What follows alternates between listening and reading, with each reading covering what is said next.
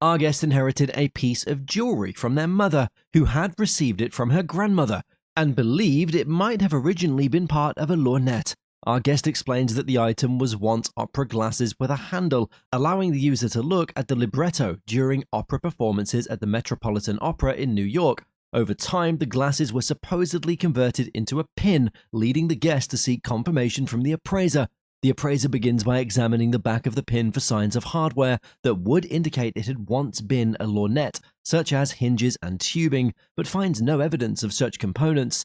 The appraiser concludes that despite the intriguing story, the piece was never a lorgnette, and my opinion is, it's a great story. You almost had me, but it was never a lorgnette.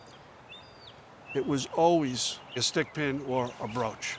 Identifying the piece as Belle Epoque jewelry, dating it between 1905 and 1915, the pin features 12 old European cut diamonds, each about half a carat, adding up to a total of 10 carats. But the pearl, it's what we call button-shaped. It is, in fact, a natural pearl. It happens to have an exceptional size. It's 10 millimeter. The luster. Given the quality of the diamonds and the natural pearl, the appraiser estimates the auction value of the pin to be. I would put it in for $12,000 to $18,000. All right? I would expect it to do exceedingly well. I don't see it selling. Letters are windows into the past, revealing stories of struggle and change. A guest brought a collection of letters signed by notable abolitionists to be appraised. The title of this book is The Centennial Record of Free Will Baptists, 1780 to 1880. These letters were connected to the 100-year anniversary of the Free Will Baptist Church in Weir, New Hampshire. The guest inherited the collection from his father, who had acquired it from an elderly friend and kept it because of his passion for New Hampshire history. The appraiser identified the book as the Centennial Record of Free Will Baptists, purchased in 1881.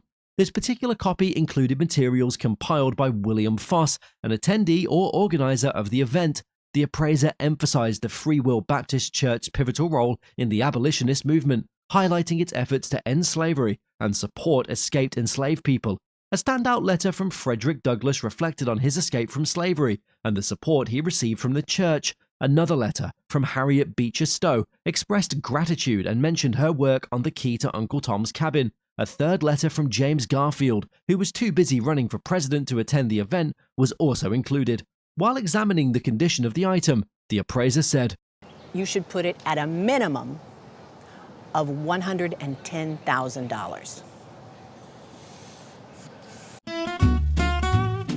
Presented here today is a stunning pocket watch and fob. The guest has inherited these family treasures from his parents, truly remarkable items with great sentimental value. This exceptional watch is a product of Patek Philippe's exceptional craftsmanship. Patek Philippe is a Swiss luxury watch and clock manufacturer, considered one of the most prestigious and respected brands in the world of horology. The watch is housed in its original box, which proudly displays the Patek Philippe signature, a mark of authenticity. In an era where pocket watches were particularly diminutive, this watch stands out for its unusually large size. The time period that this was made, say 1905, 1906, during the early 1900s, most of the watches were literally half of this size. Paired with the watch is an exquisite 18-karat gold fob, expertly crafted to match the timepiece's luxurious material. It has incredibly carved griffiths, serpents, there's platinum, there's small emeralds. It is absolutely a work of art. With both items showcasing outstanding quality and remaining in superb condition, the watch and fob would be valued in a range of.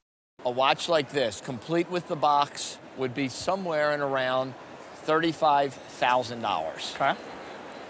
The fob would easily run in the $10,000 price range retail. So combined total, you have about $45,000 that your dad purchased from his colleague. Absolutely awesome. The appraiser examines the mirror, noting its obvious connection to Liberace. The guest explained how he acquired the mirror from a client who had purchased it from Liberace's Palm Springs estate. And he kind of told me the backstory and how he obtained it. It was in the estate in Las Vegas that Liberace's had. He did research to verify the mirror's authenticity, including finding photos of it in Liberace's former home. He bought it for $1,000. The appraiser confirms the mirror's authenticity and suggests it could have been part of Liberace's personal collection. She mentions that a recent surge in interest in Liberace due to the HBO special and how it's increased the value of his belongings.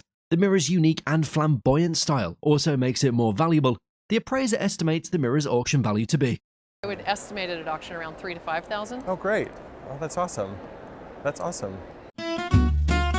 On display today is a painting that is a true masterpiece of artistic expression. The guest inherited this item from his friend's mother's estate as a heartfelt thank you for his selfless care and support during her courageous battle with cancer. The piece was given to me as a gift for what I had done for the family. Well, obviously they must have been very appreciative of what you did to give you such a lovely painting. Yeah, I think so, but it was a privilege to take care of her. Petrus van Schendel, a luminary of the art world, is the talented artist responsible for this beautiful painting. He was a Dutch-Belgian painter, known for his romantic and atmospheric works that often featured scenes of everyday life, landscapes, and interiors.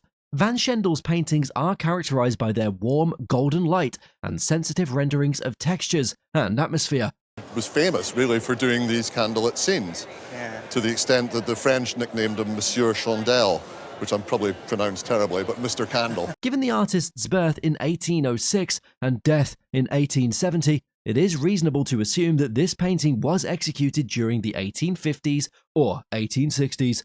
Although the exact date remains unknown, this exquisite painting boasts a highly realistic style, with a beautifully rendered subject whose face is illuminated by the warm, golden glow of candlelight.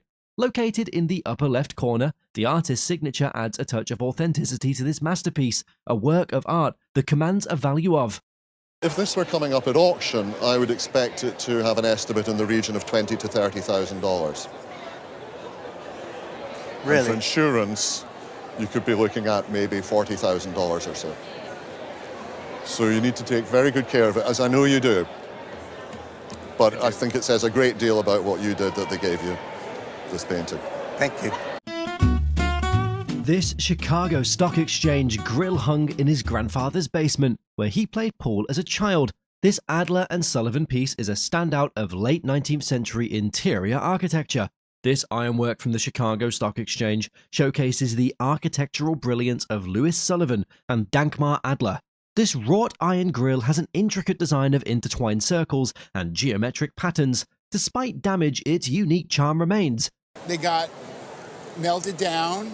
Also, they got roughly treated. Yeah. So this is great looking with these little balls and these ovals. The precision and craftsmanship enhance both protection and decoration, elevating the building's interior. This piece is a rare remnant of the demolished 1972 Stock Exchange. Its historical significance and unique design led to a high appraisal value. In the $30,000 to $40,000 range. Okay, that's wonderful. Yeah. It belonged to her father, who acquired it in the 60s and worked in leather tanning. The 1911 gouache and watercolor by Olaf Carl Seltzer vividly captures the American West. Seltzer, known for Western scenes, captures cowboy culture's drama and energy, an intriguing choice of subject. The last thing I would note is that the figure in the foreground appears to be a Native American, which was his favored subject. The painting shows two cowboys on horseback lassoing a steer across an open landscape. Gouache and watercolor give the painting unique texture and vivid contrasts. Rich colors evoke the American West, with a golden frame enhancing its significance. Its vivid portrayal of the West earned a high appraisal by the appraiser. I would place a conservative estimate of $15,000 to $25,000 on it. Okay, great. Desk sets may seem like simple office accessories, but some hold remarkable stories and hidden value. A guest bought in a Tiffany Studios desk set her mother bought at a garage sale decades ago for under $10. The appraiser identified the set as a Tiffany Studios American Indian pattern bronze desk set. Tiffany Studios was active a very long time, but these pieces are marked Tiffany Studios, and that indicates to us that the date range is between 1902 and 1919. The set included a match holder, an inkwell, blotter ends, and a calendar holder that could be used as a picture frame. The appraiser highlighted the craftsmanship and historical significance of the pieces, noting their strong appeal to collectors. Tiffany Studios, known for its exquisite designs, created various patterns and pieces to adorn homes and offices. The desk set represented a smaller selection of a larger collection available at the time. The guest was pleasantly surprised by the enduring value and desirability of the set. While examining the condition of the item, the appraiser said, So if you look at that aggregately, I would give you an insurance estimate of $2,000 to $2,500. Wow, that's great. The guest brought various items to the show that are directly related to Edmund Rice. Edmund Rice was a soldier in the United States Army and a Medal of Honor recipient who achieved the rank of Brigadier General. Edmund Rice was born in 1842 in Cambridge, Massachusetts. Went into the Civil War when he was 18 years old as a captain, earned the Medal of Honor at Gettysburg when he was 20 years old, and then stayed in the Army another 40 years. One of the items displayed is a picture of Rice, created in 1898 during the Spanish-American War. Additionally, we have 4 ledger drawings depicting Native American warriors on horseback. The person who made these drawings was a prisoner at Fort Leavenworth, where Rice was stationed at the time. I suspect this man was Cheyenne, and these people were put in prison for actions against the government. We also have a smaller photograph of Edmund Rice in his uniform while he was at Fort Leavenworth prison. We can expect this photograph to be valued at. Top photograph, probably $400 to $600 at auction. Ledger drawings are highly sought after by collectors. However, one of these ledger drawings is torn, and at auction, it would be worth. Would bring $6,000 to $8,000 for that. Unbelievable. The other 3 ledger drawings would be easily valued at. Would bring $8,000 to $10,000 a piece. Wow. It is a major part of what happened in America. Wonderful, wonderful stuff. Thank you very much. The item on display has a rich family heritage, having been inherited by the guest and her husband from his grandmother's estate. The photo is a picture of my husband taken when he was 2 years old. It was taken in 1926, sitting in the lap of his grandmother. Today's highlight is this beautifully crafted chair, a quintessential example of vintage furniture excellence. It falls under the category of easy chairs or wing chairs, a timeless design celebrated for its comfort and style. The design of this chair emerged around 1815 to 1820, drawing inspiration from English Regency-era furniture. Which you see on Greek attic vases, as well as these motifs on the side, this klizmos rear leg, which curves back. It's all typical of Regency furniture and also early Greek furniture. This chair's New York City provenance is clear, thanks to the iconic motifs that embellish its surface. Handhold, these water leaf carved urns, and the inlaid crotch-figured rectangle as well as the reeded legs are all typical of New York during that period. I see. Beyond providing comfort, chairs like this served as status symbols, conveying the owner's wealth and prestige. The chair has been immaculately preserved, retaining its original condition. As a masterful example of Regency design, this chair would fetch a price of. This is probably worth in the area of about $20,000. Oh my goodness. Yeah. The guest's husband, a watch collector, gifted her a unique timepiece that doubled as a clip pin. It shows sort of the exuberance of the 40s. It's very Hollywood, it's very Miami, it's just very over the top. This accessory was crafted by the Concord Watch Company, a renowned Swiss manufacturer in the 1940s. Its design embodied the era's exuberance, evoking the glamour of Hollywood and Miami. The clip pin could be worn as both a bracelet and a brooch. The guest had experimented with both styles, appreciating its versatility. The appraiser noted that 1940s jewelry is highly sought after, particularly pieces with a strong Hollywood influence. The clip pin's floral motif and overall aesthetic contributed to its significant value. Its beauty and rarity made it a truly special possession, being estimated at. It would probably bring at auction somewhere between $25,000 to $30,000. If it was in a retail jewelry store in a high-end resort area, of course, substantially more than that. So for insurance, you probably want to put it somewhere in around the $40,000 price range. It's an unbelievably gorgeous retro 1940s piece of jewelry.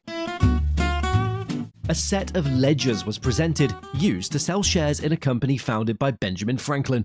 The company, the Pennsylvania Society for the Encouragement of Manufacturers in Useful Art, aimed to promote industry and innovation.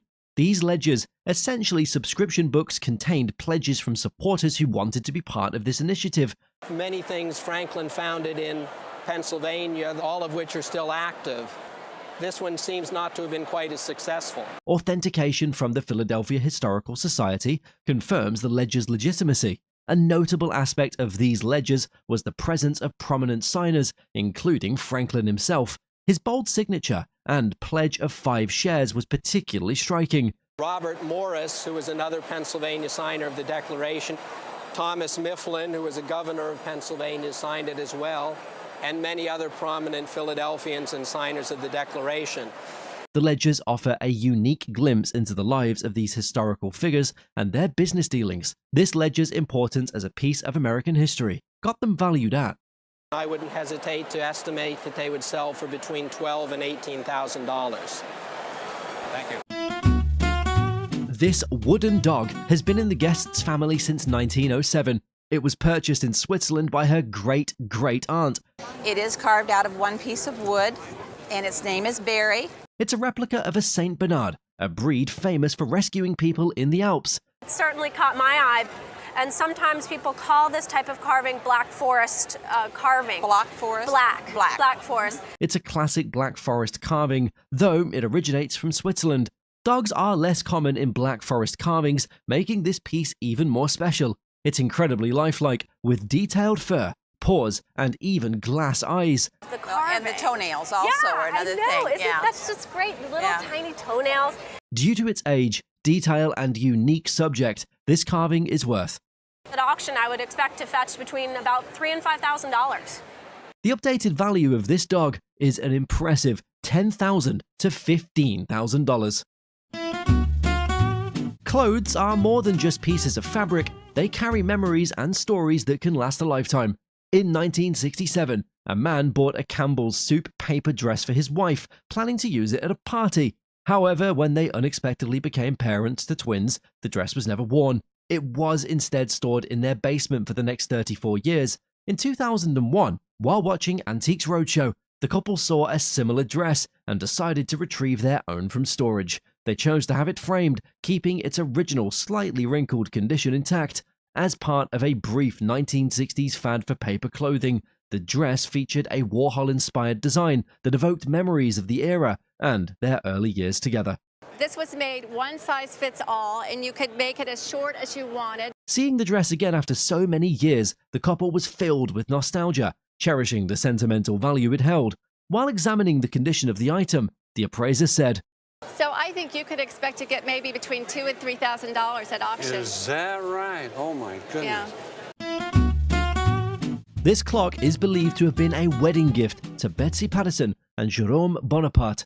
Betsy Patterson was a prominent social figure in Baltimore, Maryland. Jerome Bonaparte, Napoleon's youngest brother, fell in love with Betsy during a visit to Baltimore. Fell madly in love. When did they get married? In 1803. Okay, well, this is a very interesting clock. It features a distinctive pendulum that swings back and forth like a swing. It's a French clock with a patented escapement mechanism. On the back, and the stamping says Farcot. And Farcot's patent was a French patent for the escapement, which was a gizmo which allowed the swing action to happen. The patent date of 1862 makes it impossible for the clock to have been a wedding gift in 1803. Despite the historical inaccuracy, the clock's unique features and good condition give it an estimated value of. I think it deserves a value more in the area of $1,800 to $2,200. Fine.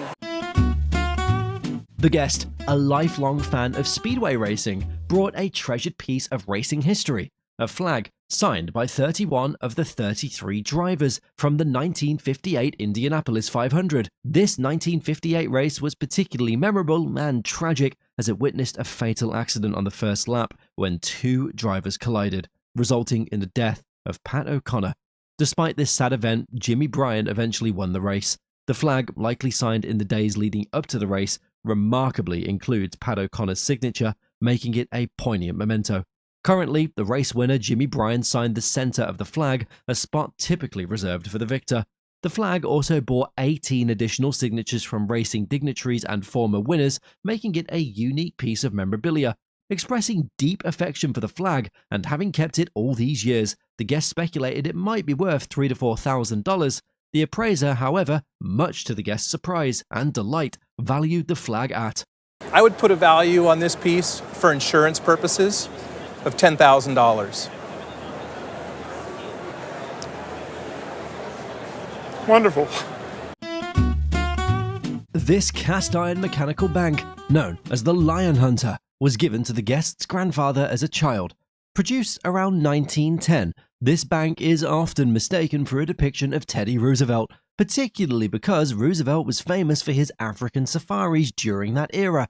However, the appraiser clarified that the figure in the bank is not Roosevelt, noting the absence of Roosevelt's signature glasses and distinct mustache.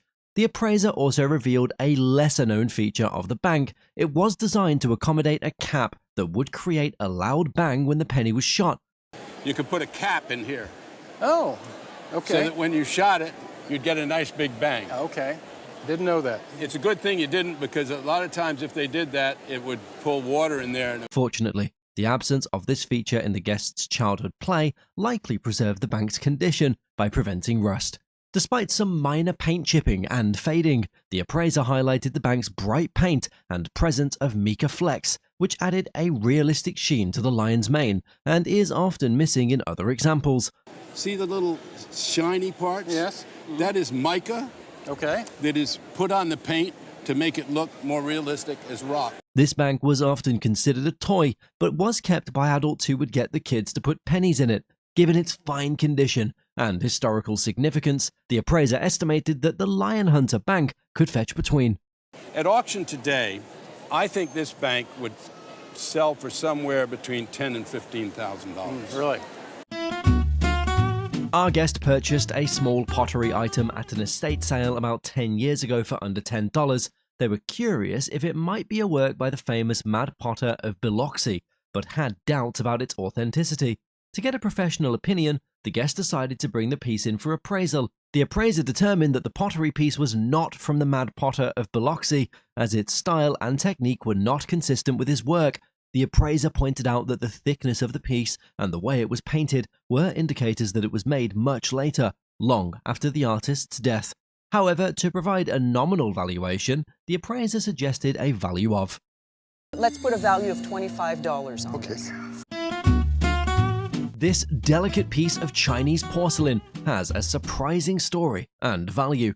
The guest explained that the bowl was a gift from her grandmother, who received it from a friend who was an antique collector. It is a Chinese eggshell porcelain bowl made in the 1920s. Eggshell porcelain is known for its thin, fragile construction, making this piece particularly special. The bowl, while delicate and beautifully decorated, is not an imperial piece, but rather a 20th century imitation designed for the tourist market. It features a quin-long mark, mimicking the style of much older Ming or Qing dynasty bowls, and was likely intended to appeal to Western buyers. This little stand came with it, and it probably had a box that was beautifully rendered. Despite being a more recent creation, the value of this bowl has increased significantly, as the Chinese market has opened up and collectors have sought to reclaim pieces of their culture. At auction today, this bowl could fetch An estimate of $2,000 to $3,000. Awesome! Quite a peculiar looking doll this is, but this French doll has a rather intriguing history and surprising value. The guest shares the story of how the doll became part of her family when her parents, avid antique collectors, purchased it during one of their Sunday outings in Massachusetts. One Sunday, I used to stand in the corner while my parents would look at all the furniture. There was this doll, and my mother said, "Do you like it?" And I said, "Oh, yeah, I really like it." So they bought it. Though it was intended to be her doll, she was never allowed to play with it and could only admire it behind glass. The guest recalls taking the doll to a doll hospital for evaluation, where she was told it was worth an astounding $16,000. However, at a different appraisal event, she received a much lower valuation of $3,000. Leading to confusion and doubt about the doll's true worth, it is identified as a French bébé made by Schmidt and Fils of Paris, France in the 1880s. This exquisite doll complete with its original costume and accessories, is a highly desirable collectible. She's made of bisque and has paperweight eyes and composition body. At the back, under her wig, she has a little shield mark that stands for Schmidt and the number 000. To the guests' delight, the appraiser confirms that the doll's value is indeed For $16,000 to $18,000. Oh my goodness. The guest shares the story of a fascinating mask he discovered at a yard sale, highlighting his passion for collecting unique items. Collecting masks now since about the early 80s, and I decided to purchase it. The guest, who has been collecting masks since the early 1980s, purchased the mask for just $35, believing it to be an African piece called a Makonde. He's eager to learn more about its origins and value. The mask is a Makonde initiation mask from Tanzania and Mozambique, known as Lapoli. It features intricate scarification, a characteristic of the late 19th to early 20th century, symbolizing the cultural heritage of the region. The mask was used in initiation ceremonies for young boys, with the dancer revealing his identity as part of a rite of passage, sharing the tribe's secrets. After assessing its style, surface wear, and balance, the mask's authenticity is confirmed, noting that it likely had some ceremonial use. The guest is thrilled to learn that the mask, purchased for just $35, is valued at. This piece is worth $500 to $700. Oh, that's great. Is that higher than 35? Oh, yeah. This fascinating story begins with a simple wooden box, which at first glance seems like it could be anything. A letterbox, a knife box, or just a decorative piece. Opening the box reveals a hidden treasure, an early crystal radio, beautifully housed in a mahogany case. This radio belonged to her partner's grandfather and has been in their family for many years, a cherished item from a bygone era. The crystal radio, with its classic wooden exterior and original components, is one of those items. The radio's excellent condition and the fact that it still has its original headphones is a rare find that significantly adds to its value. It is a type-approved model by the Postmaster General for the BBC, a true stamp of authenticity. The estimated value of the radio, considering both the box and the headphones, is at, and would put a value of £50 to £90 on. However, at the auction, the piece surpasses this to reach. In front at £220. Bang, hammer's gone down. What a result. Do you know, That's I'm amazing. so pleased. I would never have I really thought. couldn't. No, I wouldn't. Perched before us is a delightful Steiff teddy bear, its endearing presence impossible to resist. A gift from her mother, this lovely bear has been cherished by the guest for years, its emotional significance only growing with time. Lived on a boat and he ended up in a box, and I've just never had any place to put him. But I thought of him, I pull him out every once in a while, and I just love him to pieces. A standout among Steiff bears, this white clown bear is an extraordinary rarity, coveted by enthusiasts worldwide. Probably the last 30 years, and this is the first clown bear that I've seen up close and personal. I've only seen them in pictures. Authenticating its heritage, the bear features a Steiff button securely fastened to its left ear. The particular one is a small button that is a double F underlined button. It was started originally in about 1905. Astonishingly, the bear still retains its original tag, a rare and delightful bonus for collectors. That tag started being available in about 1908, and that went on for another approximately 15 years after that. A testament to Steiff's commitment to quality, the bear's glass eyes replace the earlier shoe button eyes, imbuing it with a more lifelike charm. So he dates probably around 1915 to maybe as late as 1920. Another remarkable aspect of this bear is that it still wears its original hat, a testament to its meticulous care over the years.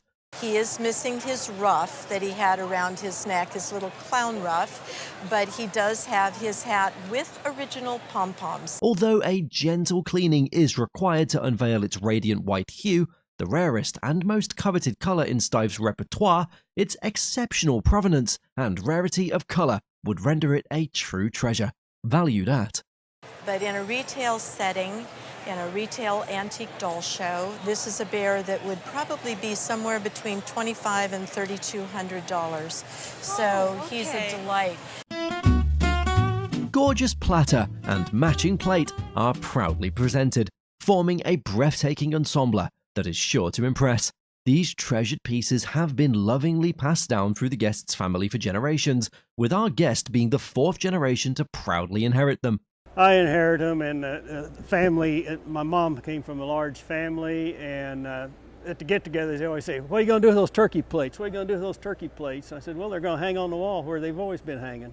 Their elegant design and craftsmanship evoke traditional English style, but in reality, they hail from a different heritage.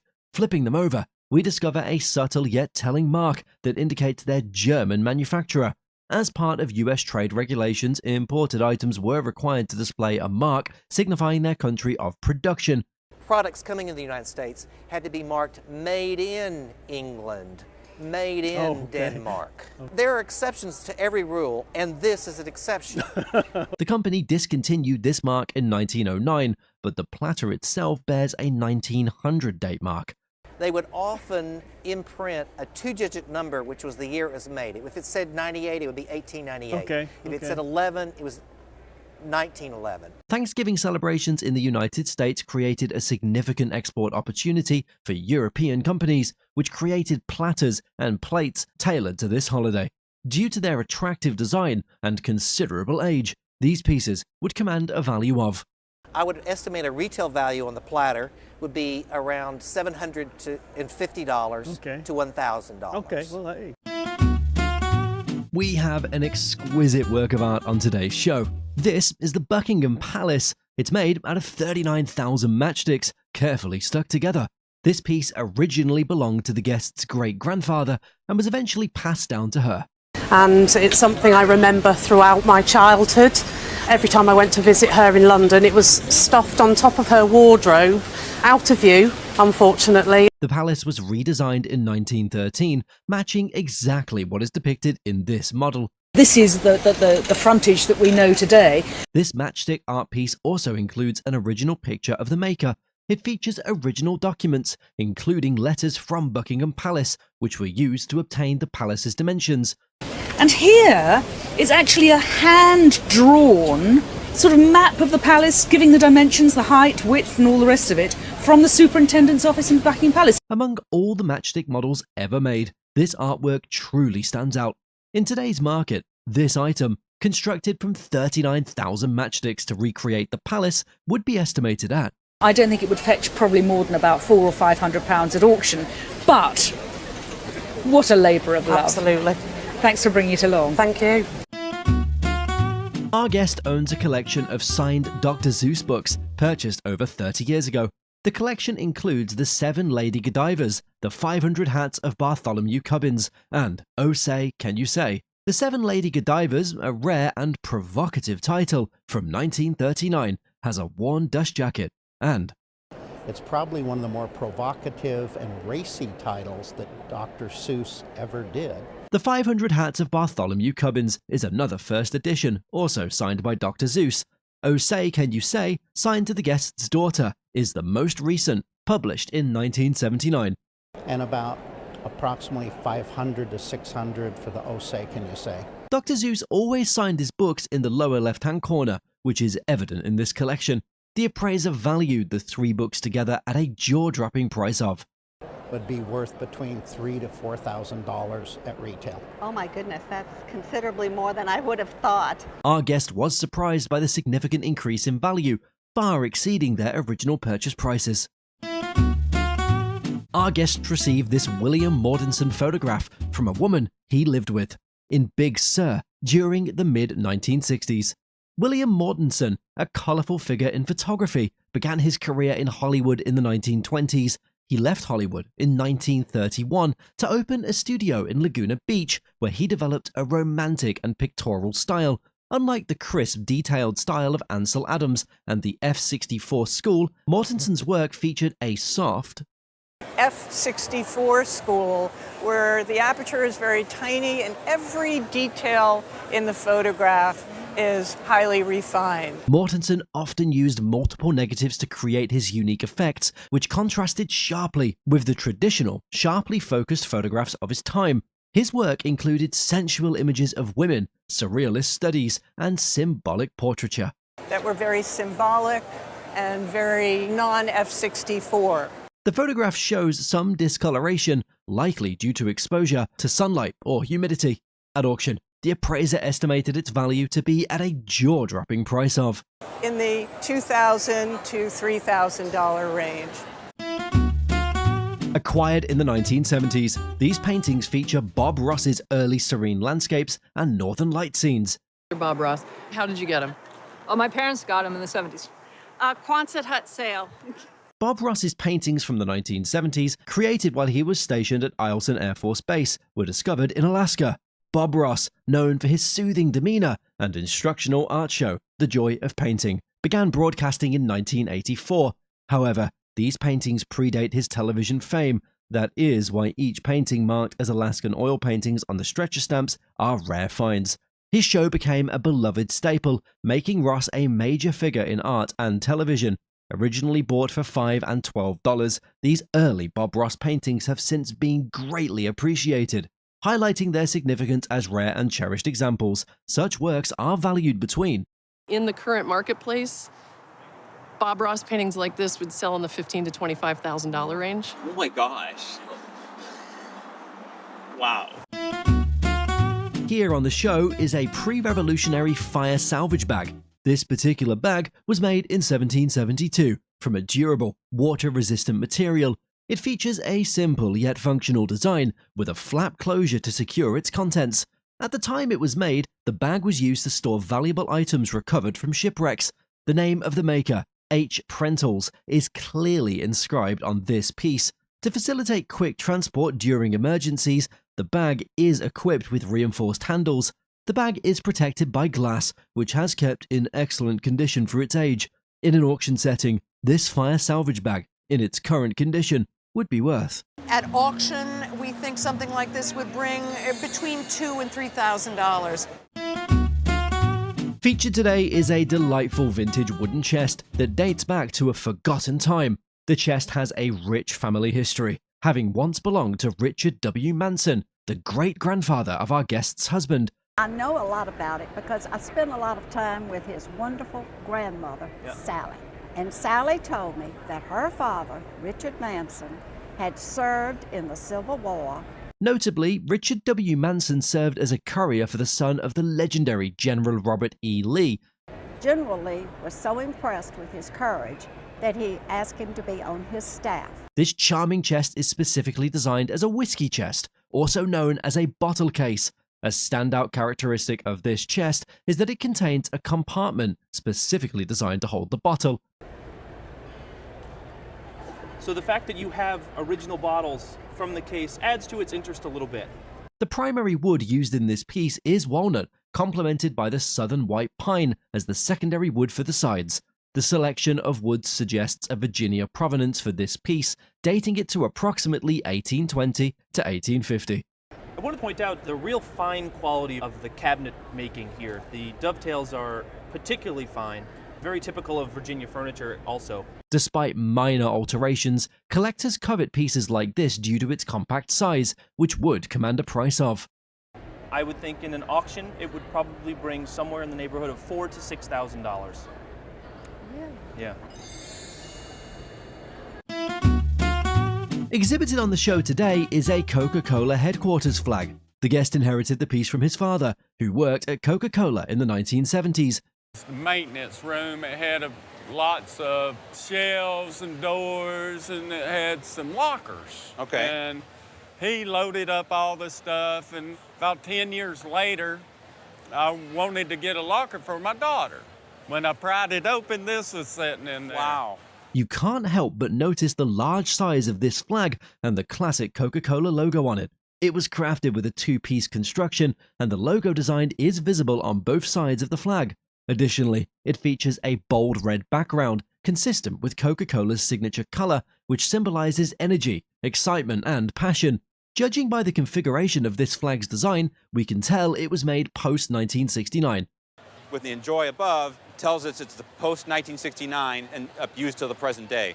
There are a few blemishes this flag incurred over the years, but they can easily be fixed.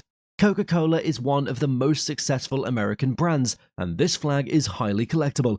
It would be valued at Conservatively estimate this at $1,500 to $2,000. All right. 1 or 2,000, that's good. It's a beauty. Thank you, I appreciate it.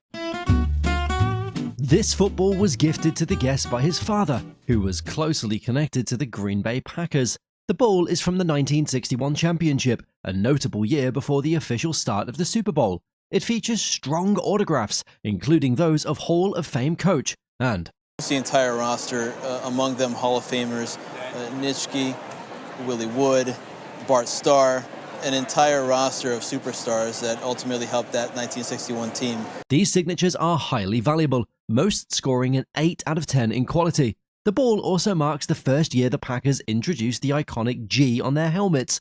Despite missing 3 key players due to the Berlin Wall crisis, the Packers finished the season 11-3.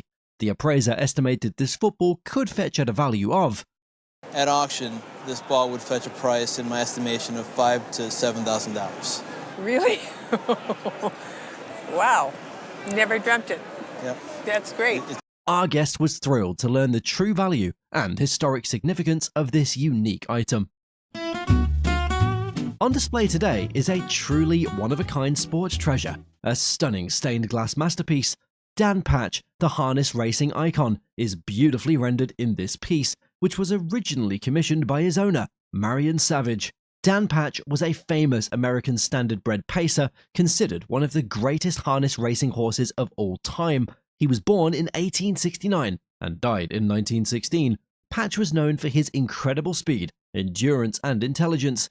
He started racing. He was a pacer horse, in 1900. Did you know that he won every race he ever entered from 1900 to 1902? He was an amazing horse. He set multiple world records for pacing, including a record mile time of 1 minute 55 1/4, which stood for over 30 years. Dan Patch was also a celebrity in his time, with thousands of people attending his racing events. He was owned by Marion W. Savage, a prominent businessman and horse breeder, who showcased Dan Patch's talents through various exhibitions and competitions.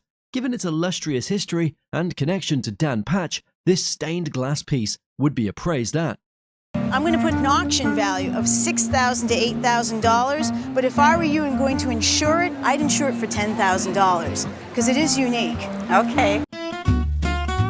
This collection of lighters belonged to his father, a proud Navy submariner who served for 30 years. The guest inherited these 120 lighters, all bearing military insignias. About 10 years ago, when his father passed away, these lighters, known as penguin lighters, each represent different submarines, including the 24 he served on. The appraiser was particularly impressed by their pristine condition, with all lighters still in there. That was the first thing that impressed me so much, is they're all in the original boxes with the original tissue paper. These mesmerizing lighters are dated around 1964. These lighters are in mint condition, showing no signs of staining from lighter fluid or fire. Some feature Locan Hawaiian insignias, including the Kamehameha, making them even more unique. While modern Zippos might go for $5, these vintage penguins are valued at much higher. Most of these lighters, if they were sold individually, would retail at anywhere between $35 and $150 a piece. The appraiser estimated the entire collection's worth to be in excess of excess of $10,000 for the lighters. You're kidding. No, I'm not. It's a very valuable collection. I'm flabbergasted. Yeah. Today's show highlights a fascinating find, a pair of antique prints that our guest chanced upon. Hailing from Hampton, Virginia, this pair of prints showcases the iconic Fort Monroe. Fort Monroe is a historic fort located in Hampton, Virginia, on the southern coast of the Chesapeake Bay. In 2011, President Obama declared Fort Monroe a national monument. I know that it was known as Freedom's Fortress. It was a strategic military installation that played a significant role in American history, particularly during the American Civil War. These photographs are authentic albumen prints dating back to the 1860s and are the original prints from that era. Remarkably, these prints have withstood the test of time, remaining in exceptional condition, despite being over a century old. A slight hint of foxing is visible, a common issue caused by humidity, but fortunately, it doesn't seem to have affected the integrity of the photographs. As significant artifacts of American history, this pair of photographs holds a combined value of, I would give you an estimated value at auction of between $1,500 and $2,500 for the pair. Wow. I think I paid $10 a piece. So I think it sounds like I did pretty well. Vincent Bandax, the founder of Bandax Corporation, gave a distinctive and delightful charger as a gift. Vincent Bandax gifted this plate to the family after his business went bankrupt. He gave away a lot of the things that he had collected to people who he was close with and wanted to reward. A few examples of this kind of charger are known, making it quite rare. Under Alexander Popoff's leadership, the Popoff-Poussin factory created this plate to serve as a presentation piece. From the late 19th to early 20th centuries, the Popoff-Poussin factory became famous for its superior Russian porcelain, reflecting the family's regal lineage. This symbol also carries profound historical importance. Adorning the plate is the Romanov seal, a prestigious emblem closely associated with the Russian imperial family. Based on current market trends, its retail value is approximately I think a fair retail value in today's market is $65,000. It's really a remarkable piece. A pair of Galie vases from France, dating back to the early 1900s, embody the elegance of the French Art Nouveau movement. I don't think we've ever done a pair of Galie pieces on the Roadshow in its history. Crafted by Émile Galie, these delicate pieces feature intricate floral designs inspired by local flowers from Nancy, France. These vases were crafted by layering vibrant glass onto a frosted base, creating a textured and elegant foundation. This intricate process was followed by fire polishing, which imparted a glossy, lustrous finish to the surfaces. They exhibit a unique color palette with subtle variations, including shades of red and pink. Acquired by the guests' parents in the early 1950s, these vases have been part of the family for decades. In the 1980s, they were appraised at $800 for the pair, though their true significance wasn't fully understood at the time. Today, these signed Galie vases are recognized as rare and valuable, with a conservative auction estimate of Well, I think that a safe conservative auction estimate for the pair would be $4,000 to $6,000. Wow. Two exquisite clocks by the intriguing Elmer Stenz were cherished by the guest's late father-in-law, a jeweler and watchmaker. These clocks, a Girandol clock and a lyre clock, both showcase the elegance of American clockmaking. With its gilt case and convex glass, the Girandol clock represents one of the most beautiful forms of American clocks, while the lyre clock features a design attributed to Boston clockmaker John Sarwin. Both pieces were made in the 1970s, though their styles trace back to popular forms from 1825. Elmer Stenz, known for his troubled past, made collectible MCIP clocks while imprisoned for manslaughter. A couple years later, the house was broken into and two people came into the bedroom and shot Elmer Stenz 5 times. Each of the two clocks bears Stenz' signature and trademark insignia, a small printed fly on the dial. Together, these exquisite clocks represent a total worth of around. So for the collection, you're up around $11,000. Oh, that's wonderful.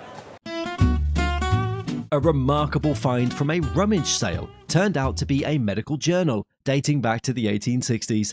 This is a very classic 1860s binding of a medical book or a leather-bound ledger, once used by a medical student at New York University, holds a treasure trove of historical notes. Records provide detailed coverage of medical practices from spring 1863 to winter 1864. Journal contents are particularly intriguing, beginning with detailed notes on the examination of recruits during the Civil War.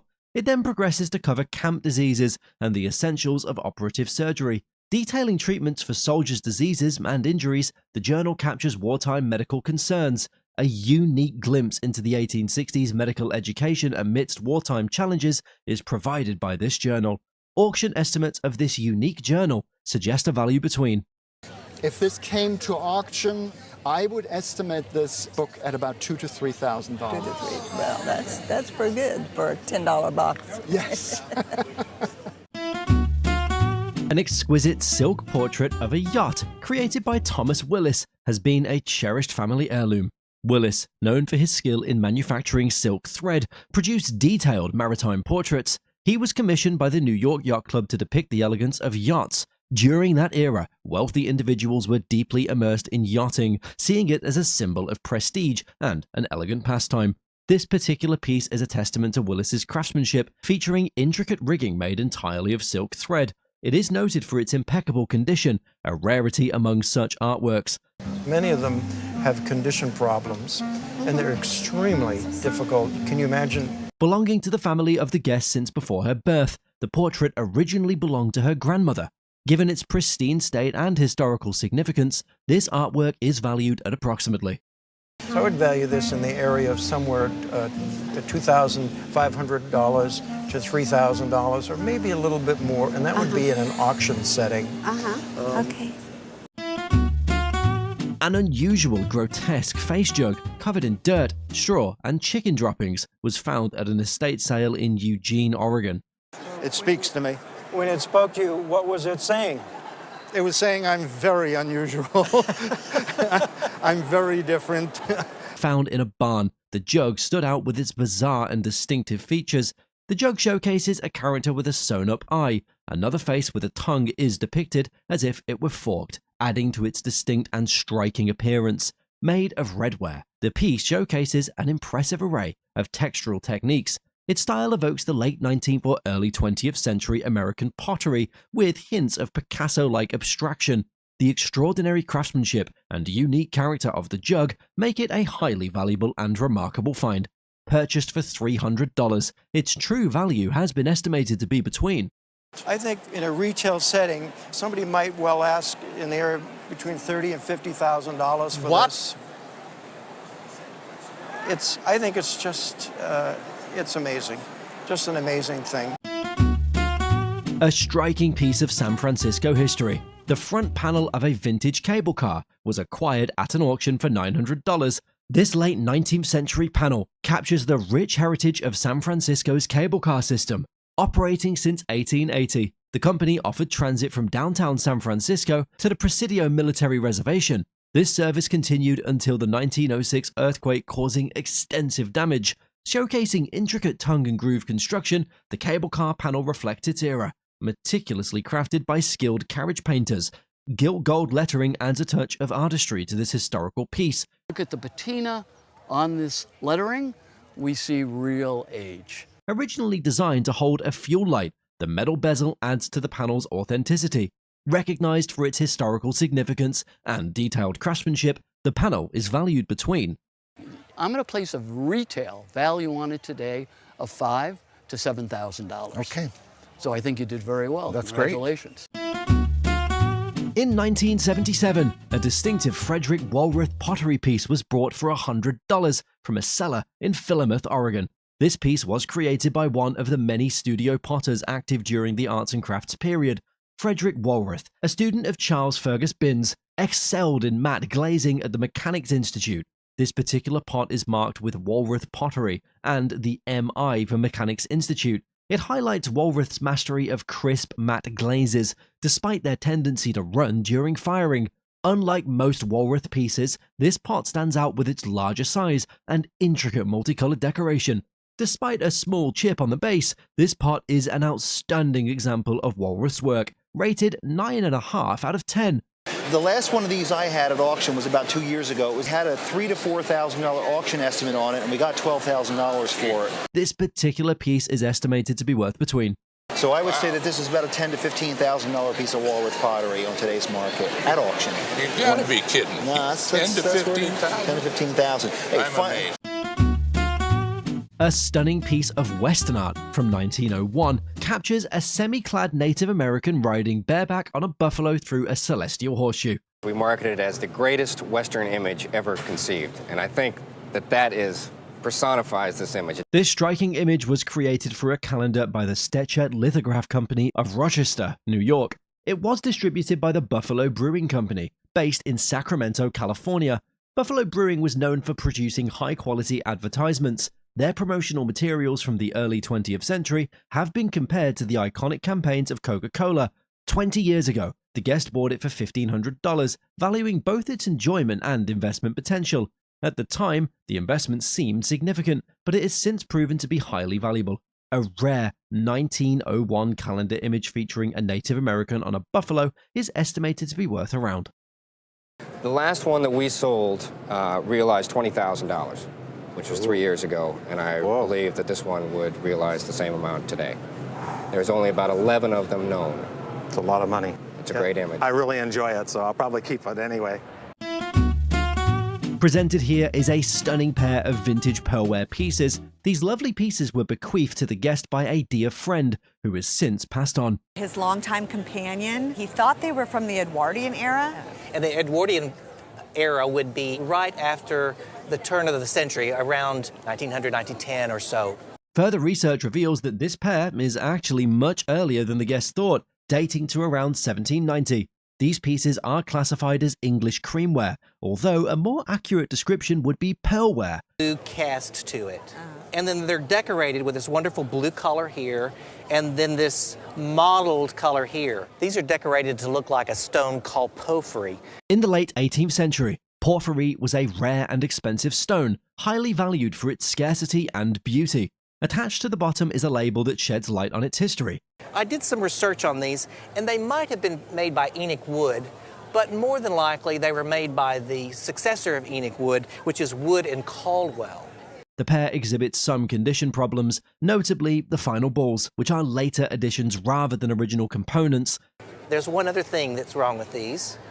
We notice that there's a little chip here on the corner. Tell me about that. As indicated by the base inscription, these pieces are obelisk replicas inspired by authentic Egyptian examples, and despite condition issues, their value remains substantial, estimated at. The retail or insurance value for these would fall somewhere between $3,000 and $5,000 easily, perhaps a bit more. So they're really, really spectacular. Wow. Yeah. And actually, it's really hard to find a true pair.